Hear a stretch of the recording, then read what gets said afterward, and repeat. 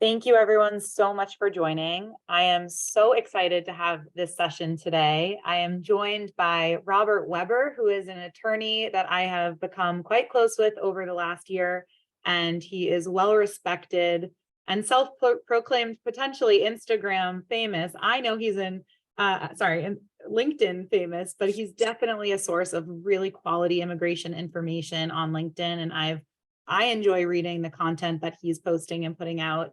But we both know that this is an incredibly stressful time for many individuals who are trying to figure out next steps on your immigration journeys here in the United States. And the H-1B lottery happened very recently, and many of you have learned a lot about the system from interacting with that lottery.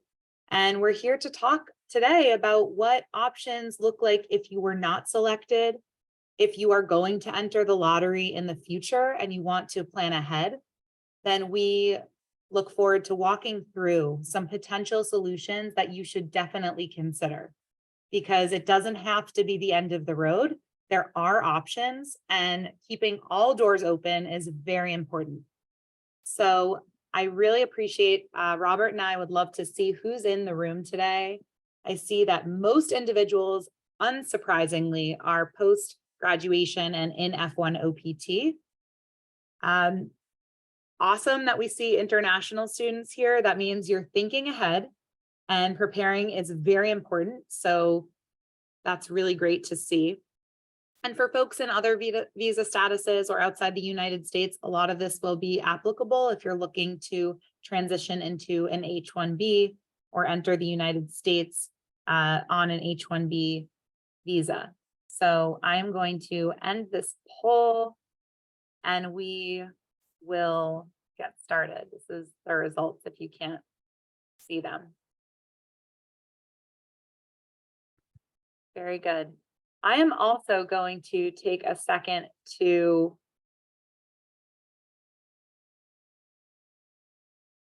try and live stream this on YouTube because we have some folks joining from there. Cool. Awesome. Well, I would love to start with having a couple of introductions. Robert, if you could start and introduce yourself to everybody, that would be awesome. Sure. Thanks, Danielle. Is the poll, am I supposed to turn this? Oh, here we go. I don't know how to turn the poll off. My name is Robert Weber, or Bob Weber. I'm an immigration attorney. I'm based in Minneapolis, Minnesota. I've practiced immigration law, mainly employment-based immigration since 1999. I have my own firm. I do post a lot on LinkedIn. So if you're not connected with me on LinkedIn, feel free to try to track me down there. I also have a Substack newsletter. If you type in my name and immigration and Substack, I try to put longer pieces there, although recently I haven't had a lot of time, to be honest, to do new posts.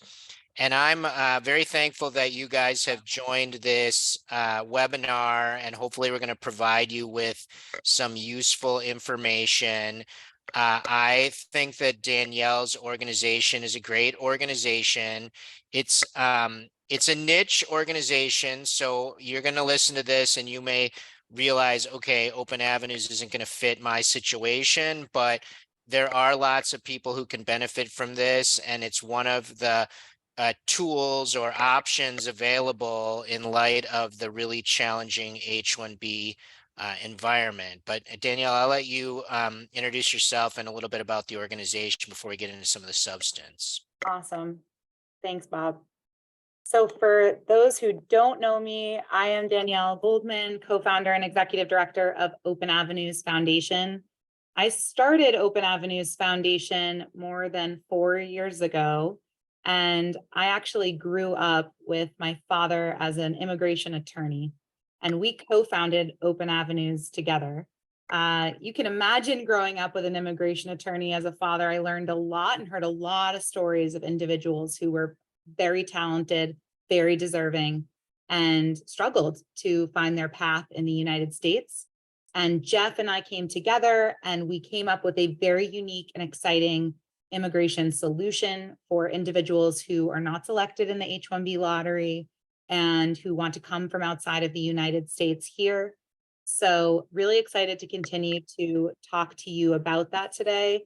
Everything that we do is based off of the reality that we believe and know that global talent add immense value to US society. And when global talent can stay in the United States and build companies and work for companies and build new products and launch new drugs and continue to innovate in the United States, we are all better off.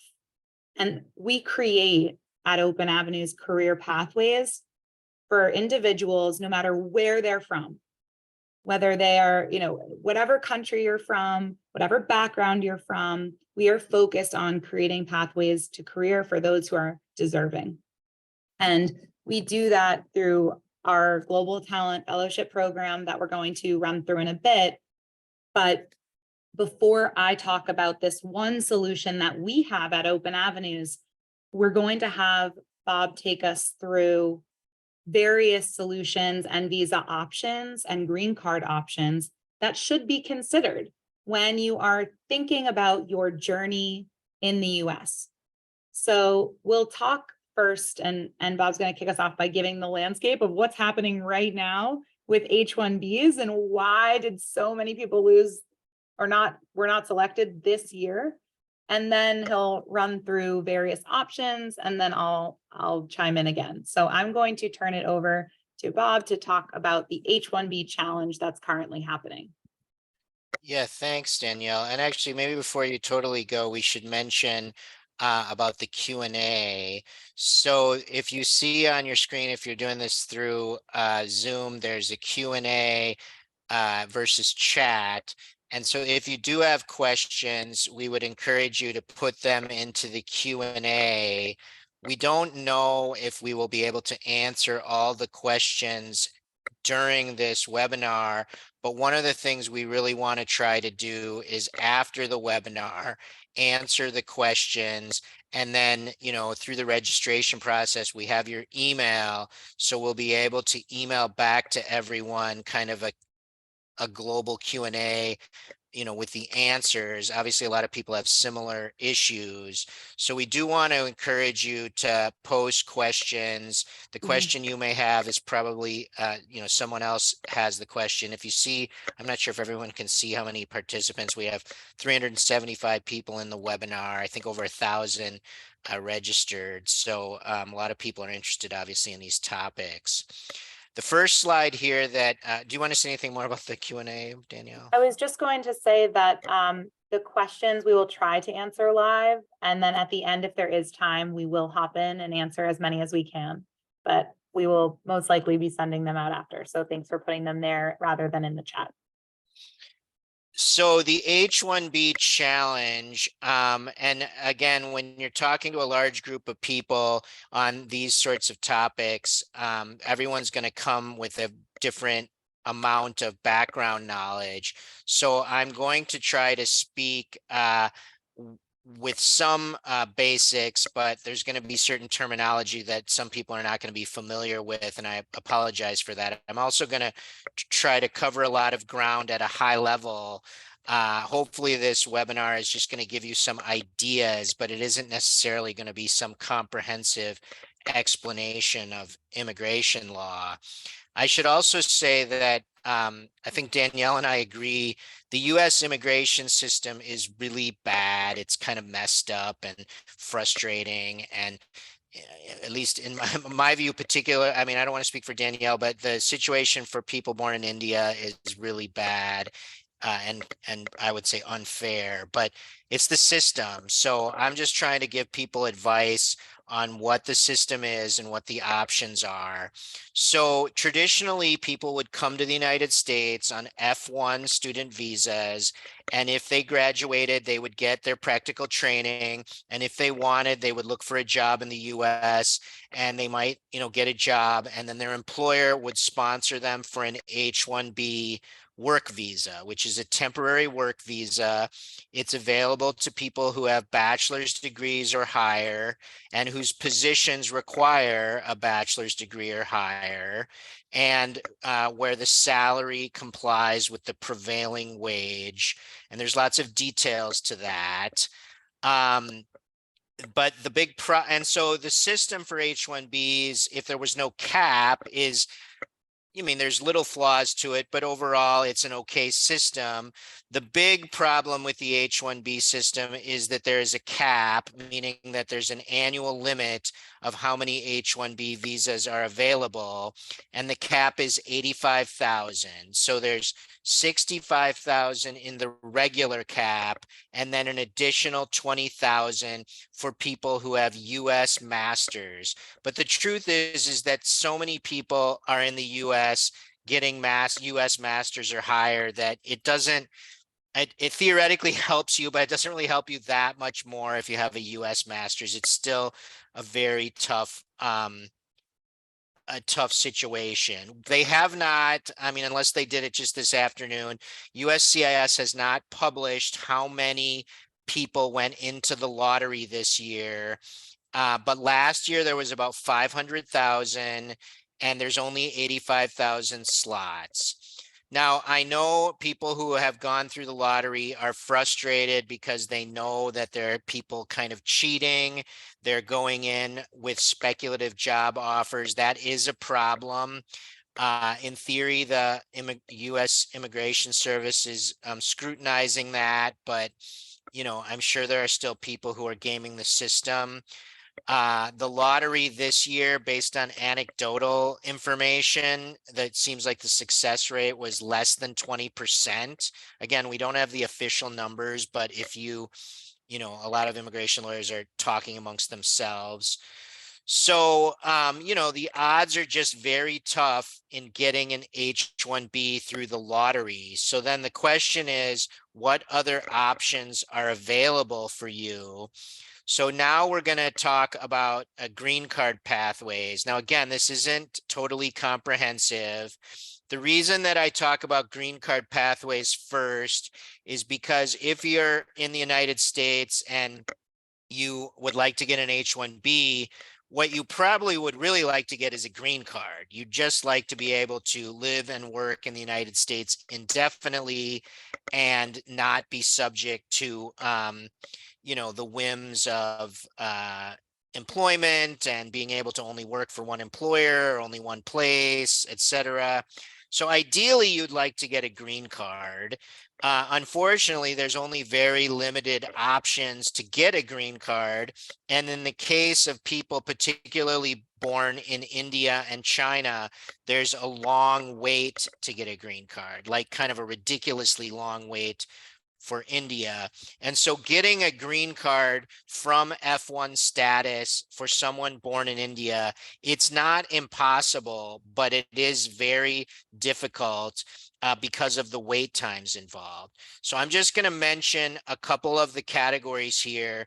The categories that we're mentioning here do not involve the labor certification process. So another option that's not mentioned on the slide is to be sponsored for a green card by your employer through the labor certification process, which is also known as the PERM process. So the PERM process is where an employer will advertise your job and show that they couldn't find any Americans or not enough Americans to do your job, and they want to sponsor you for a green card. Just to clear up one myth there, it is legally permissible for an employer to sponsor someone for a green card from F1 status. Now, an employer may not want to do that. They may have a policy against that, but it's not legally prohibited. And I will say that if you were not born in India or China, that this is an option that some employers are looking at because of the difficulties with the H-1B cap. Now, if you were born in India or China, an employer could sponsor you for a green card through PERM, but it isn't necessarily going to get you any work authorization before your OPT and STEM OPT expire. So that's why it's not as often used, which of course seems ridiculous that you would do things different based on people of different nationalities, but that's the reality. So the options that exist that is outside of PERM are basically four options that I'm going to talk about here quickly. So there's EB-1A, which is for extraordinary ability aliens. This is definitely the most attractive option because it, in theory, would be the fastest way to get a green card. And it permits self-petition, so you can do it completely on your own, but it's also the highest standard, the hardest to get approved, and USCIS is very strict about it. So it's not impossible to go from F1 student to EB-1A, but it's very difficult. And so I just mentioned that. I'm not going to go, this isn't a seminar on the details of EB-1A, but it's just something to be aware of. Now, EB-1B is for outstanding researchers. Now, the concept of researcher is broader than maybe what people anticipate. So I've been successful getting EB-1B cases for a wide range of people and occupations, but it does require an employer sponsor. And so an employer, again, can have its own policy separate from what immigration law allows. And roughly speaking, this is not some official thing, but roughly speaking, EB-1A is the highest standard, EB-1B sort of the second highest standard, and then O-1 visas, which are temporary work visas, which also require an employer sponsor. Those tend to be the lowest hurdle in this world. I mean, in the EB-1A, EB-1B, O-1 world. So people sometimes can get approved for O-1, but not necessarily EB-1B or EB-1A. Now, again, I'm not defending the system or the logic of the system, but that's just the reality of it. And so one of the common approaches is that if you don't get approved for H-1B in the H-1B cap lottery, that your employer might be able to consider you for an O-1. Now, I'll also mention EB-1C. So this often gets confused. This is a managerial category, but it doesn't mean that you got hired as a manager at your employer, and so you get to get EB-1C. To qualify for EB-1C, you have to have worked as a manager outside the United States for at least 12 months, and then you're transferred into the United States for a qualifying affiliate or subsidiary or the parent company, and you're also going to be a manager and executive. So sometimes people think, ooh, I got hired as a manager, I can go for EB-1C. No, you can only go for EB-1C if you've worked for the company abroad. But I will say that more and more companies, obviously international companies, multinational companies, are open to the idea of transferring people out of the United States and bringing them back on L1 visas and potentially sponsoring them for EB-1C.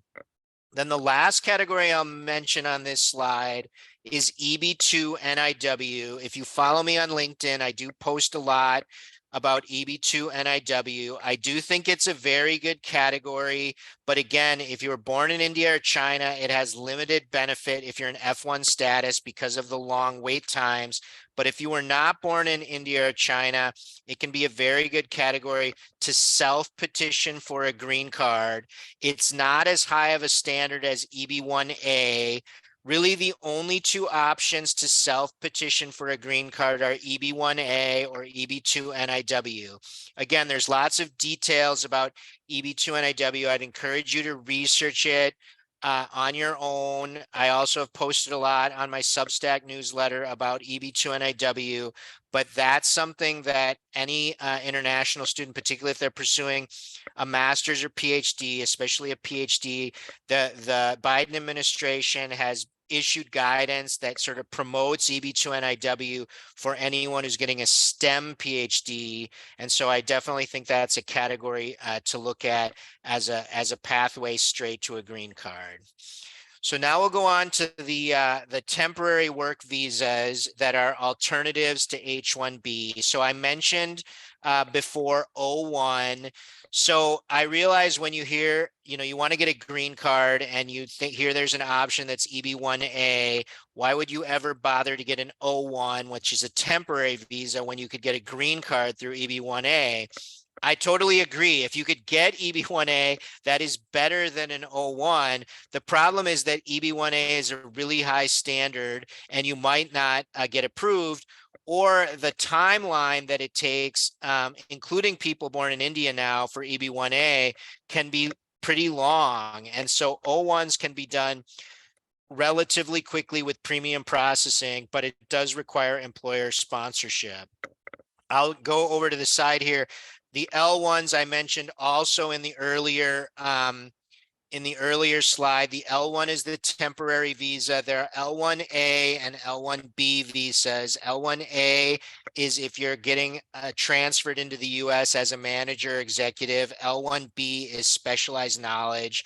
If it is possible for you to get transferred out of the United States, I believe strongly that you should try to stay with your company abroad until you are a manager abroad and you'll return as a manager in the US. Sometimes people just want to get back into the US as quickly as possible, and I realize there's some appeal to that. But if you return as an L1B, especially if you're from India, you're going to end up with problems, that same kinds of problems you had when you were in F1, running out of time, versus if you can stay abroad and become a manager and then transfer in under L1A and qualify for EB1C, you're going to be a lot happier, even if it requires you to stay abroad for longer.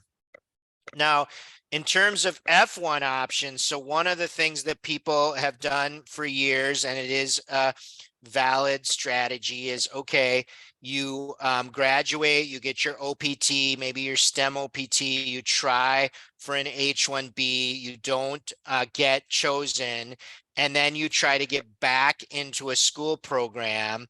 That's definitely permissible. I think in recent years, the most attractive option are the limited number of schools that offer day one CPT.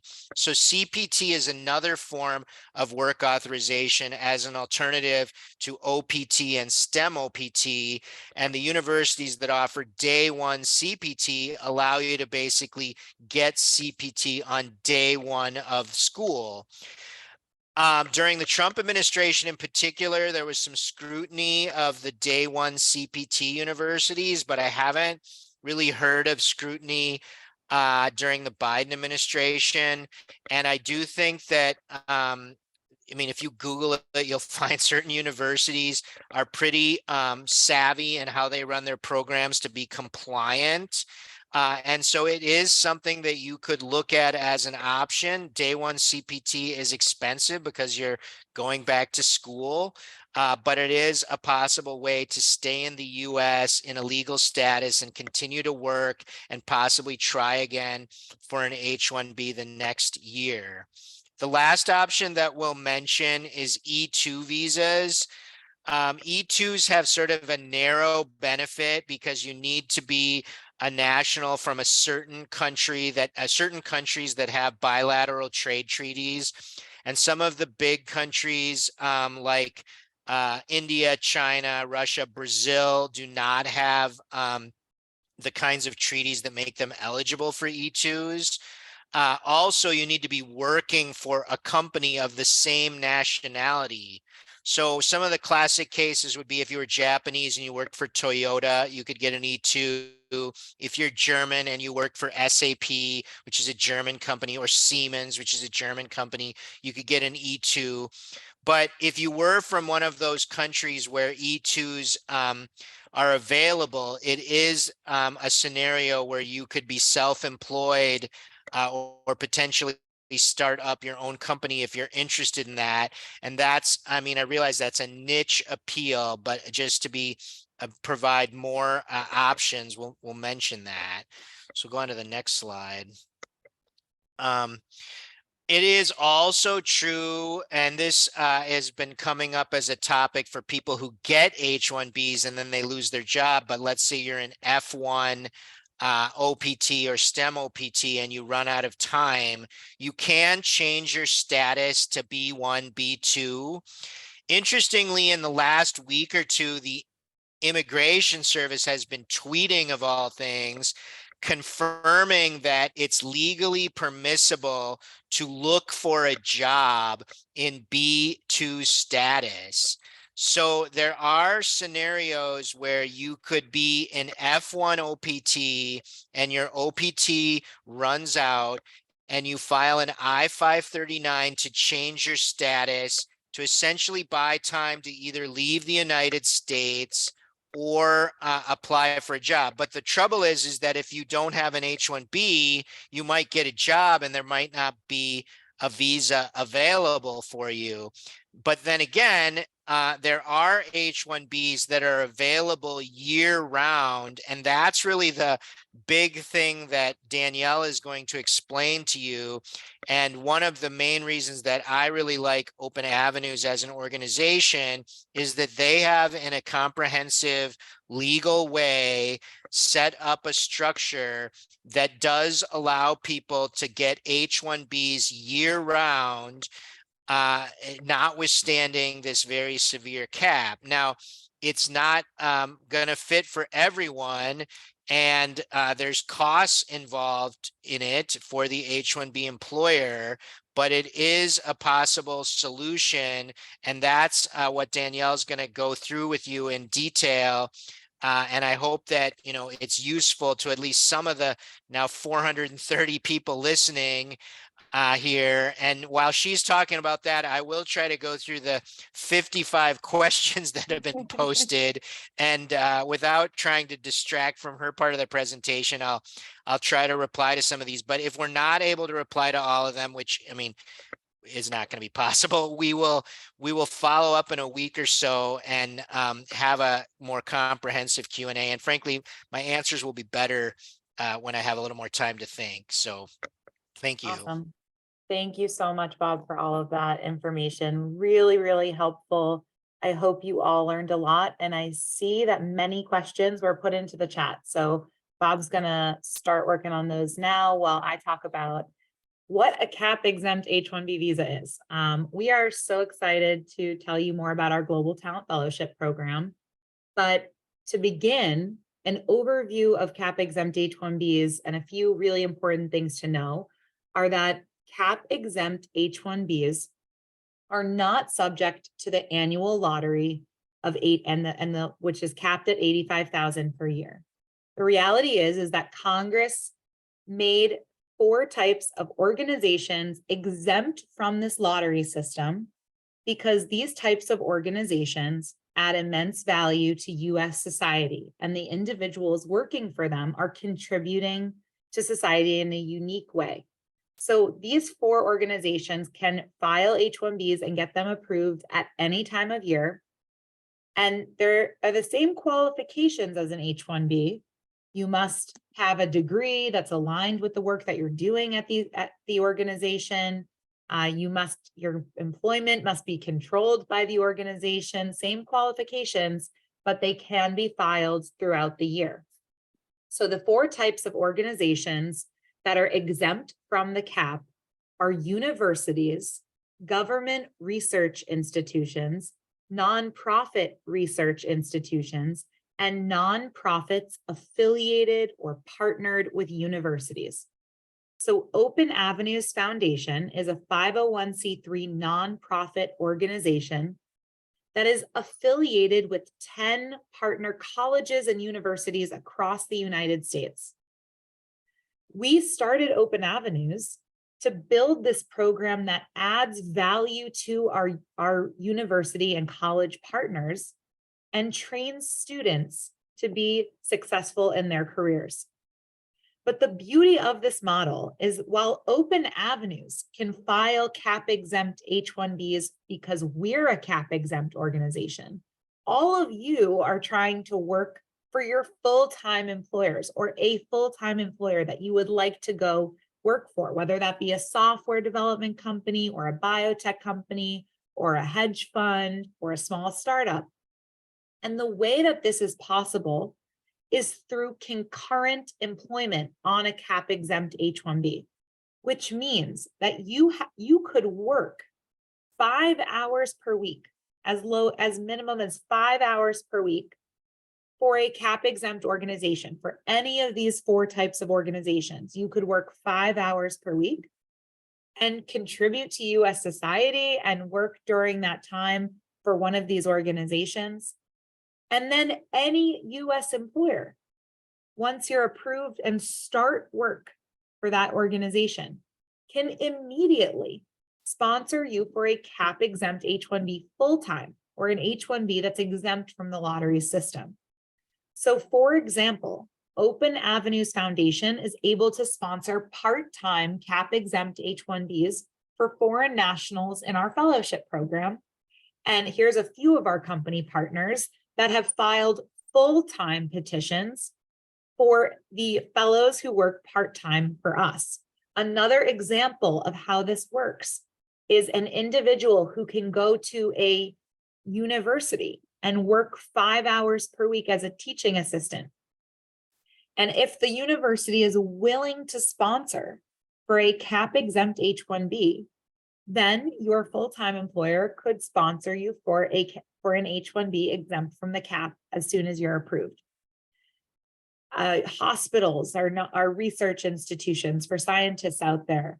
There are other ways you can work, not just for Open Avenues. We're not the only Cap-Exempt organization. However, we are one of the only nonprofits affiliated with universities we are the only one that I am aware of that's doing this actively to support individuals and create a program where foreign nationals can apply to work 5 hours for us so that we can enable employers around the country to retain top global talent that they are trying to keep in the United States or bring over to the United States to better their companies or build their company.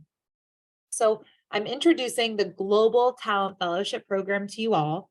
This is a program that Jeff, my co-founder, and I started more than 4 years ago as an immigration solution for international innovators, experts, and entrepreneurs from around the world who are dedicated to building the future US workforce and contributing to companies here in the US. So we just last year had 75 fellows in the program. We brought in more than 110 fellows total over the last 4 years. We have a 99% approval rate for the visas that we file. And of course, as we talked about, we have these 10 partner colleges and universities where all of our fellows spend 5 hours per week working to engage students within their field of expertise. So here's our model.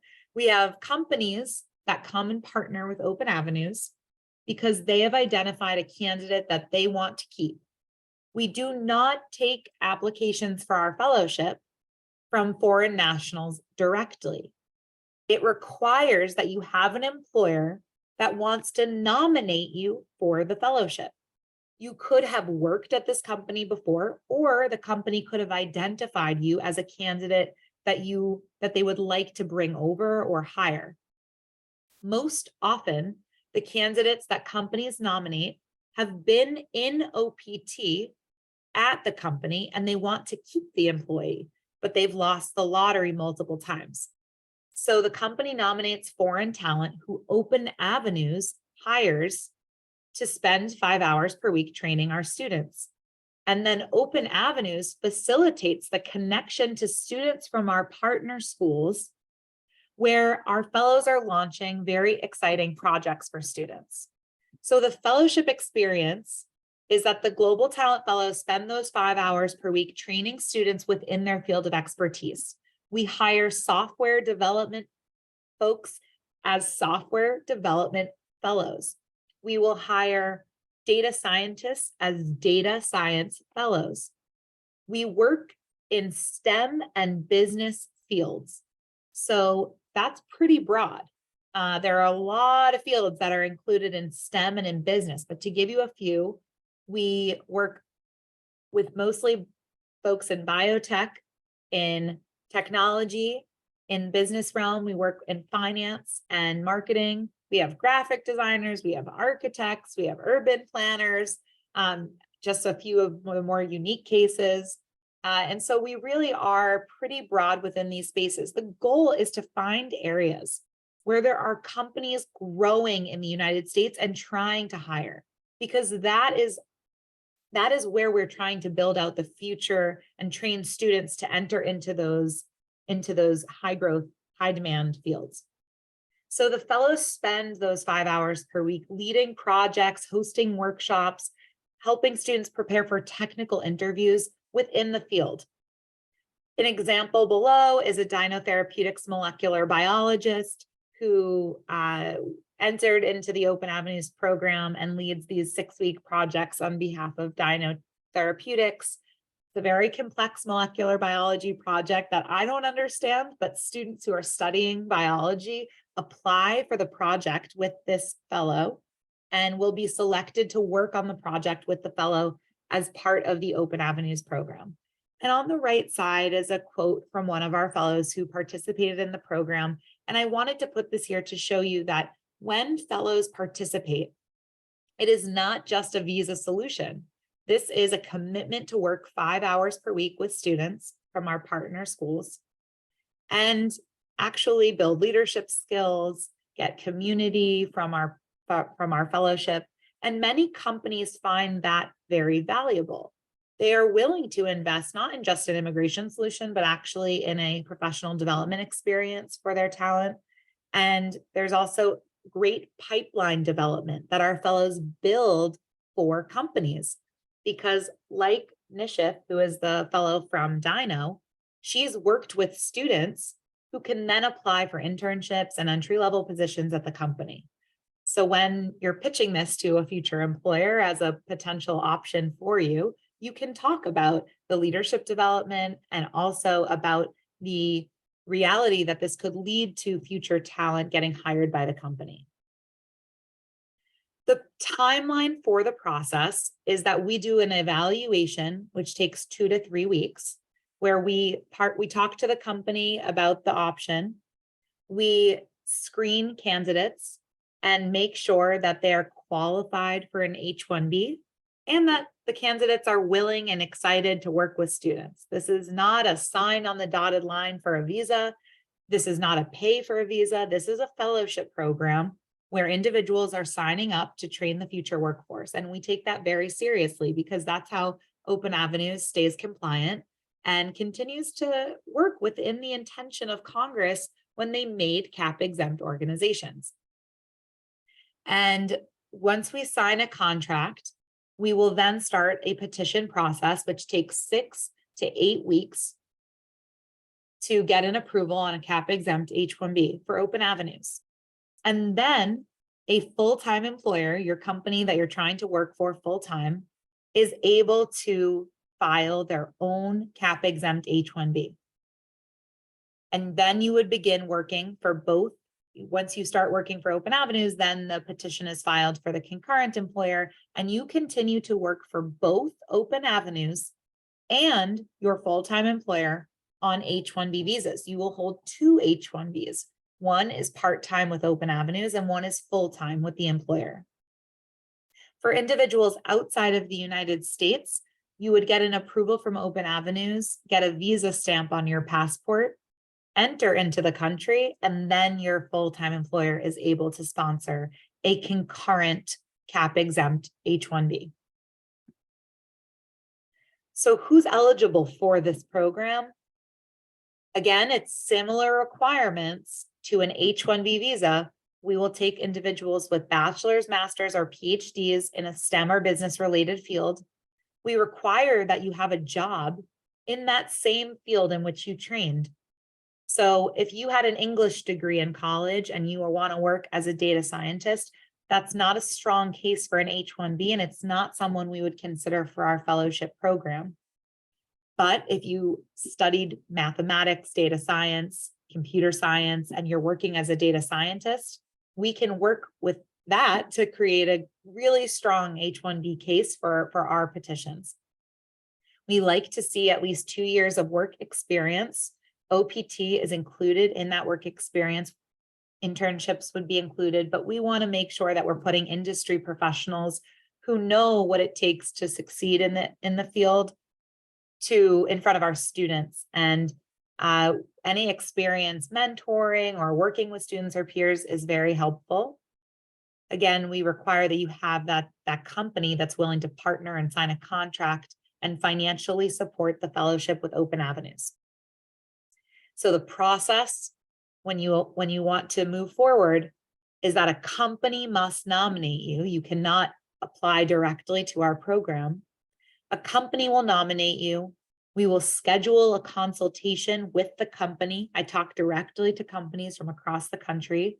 We have company partners in 18 states right now. And we will work with that company to actually, move forward with the process, explain what this looks like. We'll walk through the pricing, and then we would move forward with the evaluation and contracting. I realize I forgot one very important thing, which is all of these programs and projects are done remotely. So if you join the fellowship, you are launching these experiences and the work with our students from wherever you are located and where you are living. This is what makes it very doable for individuals to work an additional 5 hours per week. The reason why this is not for everybody is because there is a significant financial commitment made by the company.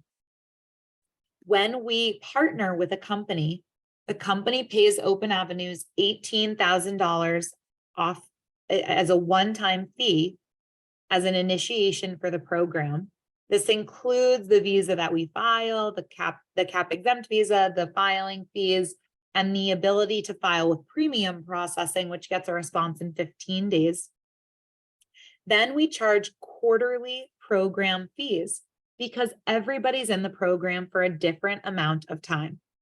While we do file a 3-year visa for every foreign national that comes into our fellowship, individuals will leave the program when they have another solution, meaning you win the lottery the next year, or you start one of those green card petitions for that Bob was mentioning earlier, meaning, maybe a lot of our fellows will start national interest waivers, they're starting their perm processes, and they can leave the program as soon as they get that visa approved or their EAD card for their green card. And the company will pay an ongoing quarterly fee for the program.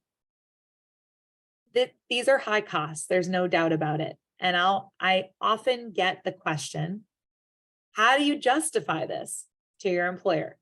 So there's a few realities. Number one, this is absolutely not for everybody. This is for individuals who have demonstrated that they're valuable to a company, or that you have a unique skill set that a company really needs.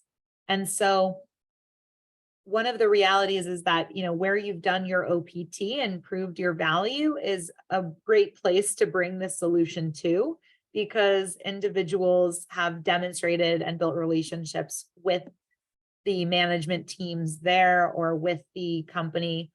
You're a known entity. This is not an investment in an unknown professional. There's also what we talked about earlier, which is the fact that this is also a way for companies to build pipeline to new talent. For many of these fields, it's very hard for companies to hire right now. I know there's tons of layoffs going on, but there's still realities that companies are struggling to connect to talent. And this directly connects companies to US students graduating from universities within the field. And the students are demonstrating their abilities by working on these projects with fellows and delivering something to the fellow at the end of those projects. The last piece here is a salary share. This is not a cost to the company. It's a split of the salary that is offered, and it's a mechanism so that we pay the fair wage for the work that our fellows are doing. We basically look at the total salary that a company offers to a foreign national, and we'll calculate 5 hours per week that we need to pay. We will take that out of the portion. We will take that portion out of what the company offers, and it will come through Open Avenues to the fellow. The company will then pay the remainder. So it's really a split of the total salary that enables us to pay a portion for the fellowship and a portion from the full-time employer. But the fees are listed here. So what now? You've heard a lot of information today. You've heard about various visa solutions. You've heard about green card solutions. And probably now you need to go have conversations with your employers. So Bob and I want to try to give some insight and advice that's helpful here as you start to navigate these conversations. So I'm going to kick off. I have a few tips for individuals who are thinking about where to do their OPT. I know we have a lot of individuals on the call today who are in F1 status.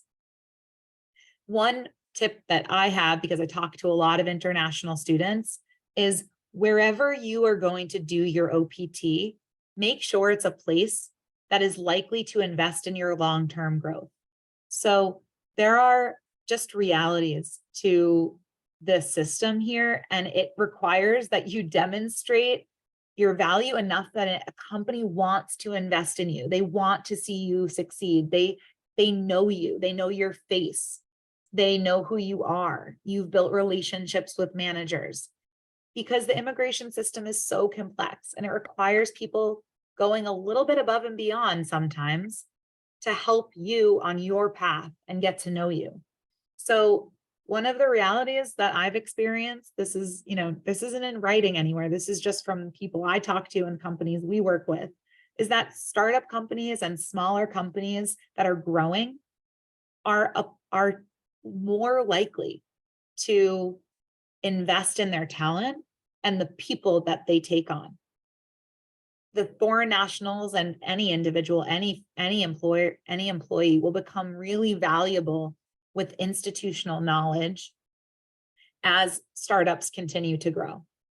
The Amazons and the Microsofts are really sexy to go work for and exciting, but you're seeing right now a lot of layoffs happening.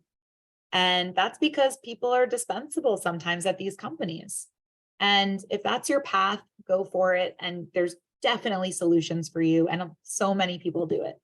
But Open Avenues partners with almost exclusively startups, from seed funded startups to Series C funded companies that are growing and actively raising and building. And that's because they're investing in their talent, unlike some of these larger companies that I've talked to that have no interest in doing this and going this path. Anything else on OPT, Bob?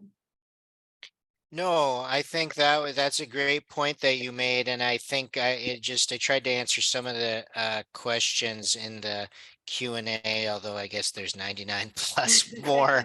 I realized some of the questions were similar, but I think that to your point, large companies have obviously certain advantages, but sometimes in the immigration world, a disadvantage is that because they have a lot of employees, they have to have a lot of structure around what they offer to the employees. And so those are often the companies that won't sponsor people for green cards from F1, or wouldn't be a good fit for Open Avenues. Now, they might be good companies to transfer you abroad and then transfer you back on an L1. So one of the things we didn't mention here, because neither of us, I think, are Canada experts, but a lot of people who are not successful in the H-1B cap do look at getting transferred up to Canada. To the credit of the Canadian government, they seem to have more flexibility and options for skilled professionals. I think that one of the things that I see questions in the Q&A, and I think there's ongoing confusion about, is the green card process and how long does it take? So one of the most fundamental things to understand about the green card process is that there is the process for preparing and filing the case and having the immigration service review your case. And then there is the separate wait times related to the visa bulletin. So the visa bulletin, like we talked at the beginning about the H-1B cap lottery and how there's essentially only so many H-1B visas available, and there's so many people who want H-1Bs that they conduct this lottery. In the green card process, for employment-based immigration, there is not a lottery. There's actually a green card lottery, but that's a different topic. But for employment-based immigration, rather than conducting a lottery like they do in H-1Bs, they just put everyone in a queue, in a long line. And so essentially the line for people from India is absurd. It's super long. The line for people from China is long, but not as long as India. And increasingly, the line for people of other countries, what the visa bulletin calls rest of world, or ROW, that is also long. Now, one of the things that I think people misunderstand, especially if they're from rest of world, non-India, non-China, is that they see the line is long and they're like, oh, well, the line is too long.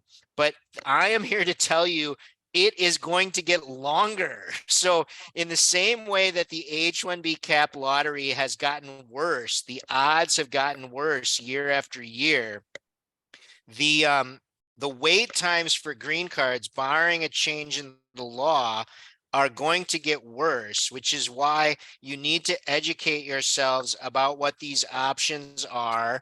I think Danielle does a great job explaining about her organization and her program. And obviously the costs of the program mean that it's not going to be, I mean, if you just graduated with a bachelor's degree and you're joining, mega company, they're not going to be available probably to sponsor you through open avenues. But for certain specialized workers in startups or, high growth companies, it's a great option. I also want to mention, and Danielle did talk about this, that there are companies, employers that are totally exempt from the cap. They don't need a concurrent H-1B, but they are exempt from the cap. Most commonly, they're in the healthcare sector, and these include some very large hospital systems all over the United States. In many parts of the United States, the largest employers are hospital systems, and many of them are exempt from the cap. And so I think one of the things that 2022 and 2023 is teaching us is that some of the employers that were very kind of well known for hiring H-1B workers, these big tech companies, and we all, use their products on our phone. Those companies are, having challenges and layoffs and hiring freezes.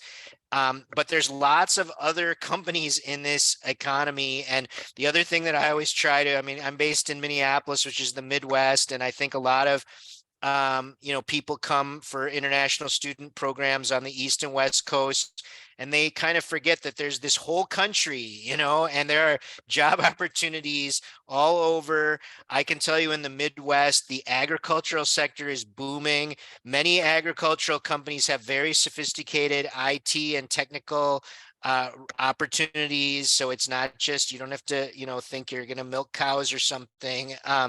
So I just would encourage you to, and by participating in this webinar, I think you're already doing it. You're educating yourself on options. Things that we talked about here might totally not fit you, but maybe, you've got a friend or a cousin that this might be a good fit for. I think, being on social media and following people who are subject matter experts, talking to your employer, like Danielle says, trying to get your employer as best as possible to, consider, well, what's the plan B? So if they're sponsoring you for an H-1B, knowing that the lottery is, going to be less than 20%, probably the same or honestly worse next year. There isn't any discussion in Congress about raising the H-1B cap. That's just not even, no one's even talking about that. So it's not going to necessarily be better. And so if you are working for an employer on F1 OPT, you should have the discussions with them. Also, I mean, I don't, I'm not saying you need to do this, but you could be working for a company that isn't going to work for you for your opportunity. And you have to be willing to say, okay, I have a job that I like, but I'm from Nigeria and they could sponsor me for perm and they refuse to do so, or, whatever. So you have to be open to your situation and your employment situation, and try to get the dialogue going. I mean, not in an abrupt or obviously aggressive way, but just and some employers know about these things and they have programs or ideas in place, but others don't. I think there's tons of people who have no idea about open avenues. One of my clients, which was a startup in the life sciences sector, they had a really good key candidate for an early hire. She wasn't strong enough for an O1, so we used her. We got her into an H-1B, a concurrent H-1B through Open Avenues, and it worked very well. She's still, working at the company. The company is, I think, doing well and growing. And now we're actually looking at doing a EB2NIW case for her as she builds up her profile by working at this startup. So there are different ways to couple things. It's hard to, obviously in a webinar like this, answer a lot of really particular individualized questions. But we will look through, I mean, it might take us a little longer than a week to read the 99 plus questions here, but we can try to group them together. I think one of the things we may end up doing is like just answering things at a high level and then offering links to resources. But we do appreciate that you've come to this webinar, and hopefully you've gotten some useful information. Danielle, I don't know if you have any last comments for people. No, I think that the more informed you can be as you navigate this process, the better as you're having these conversations with employers. And so anything that we can provide in terms of context here, or hopefully we'll send links and more information after, coming to employers with this information is really helpful, because the biggest fear for companies, like if you get into the psychology of hiring and these processes, the biggest fear is that they're going to make is the risk of hiring and losing someone and losing an investment that they made of their time and money.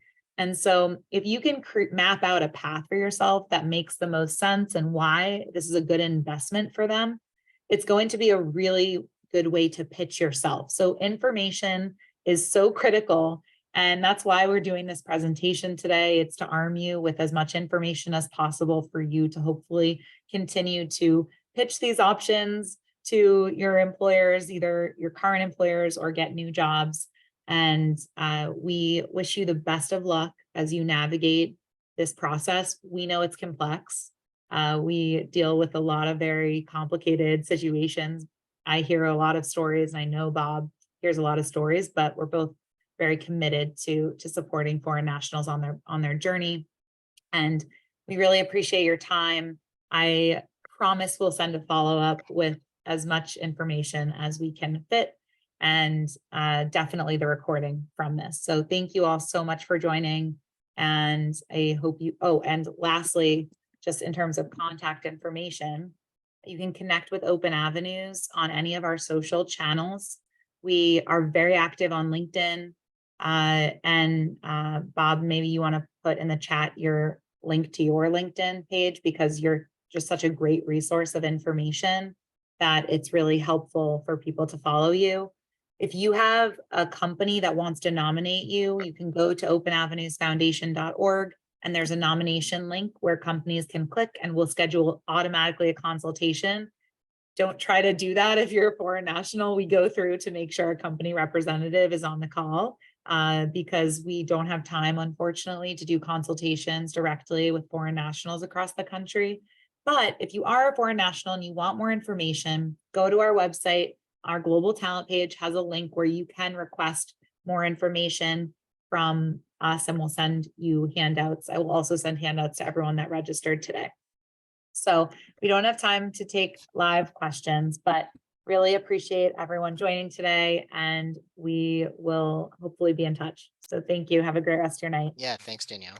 Bye, everyone. Thanks, Bob.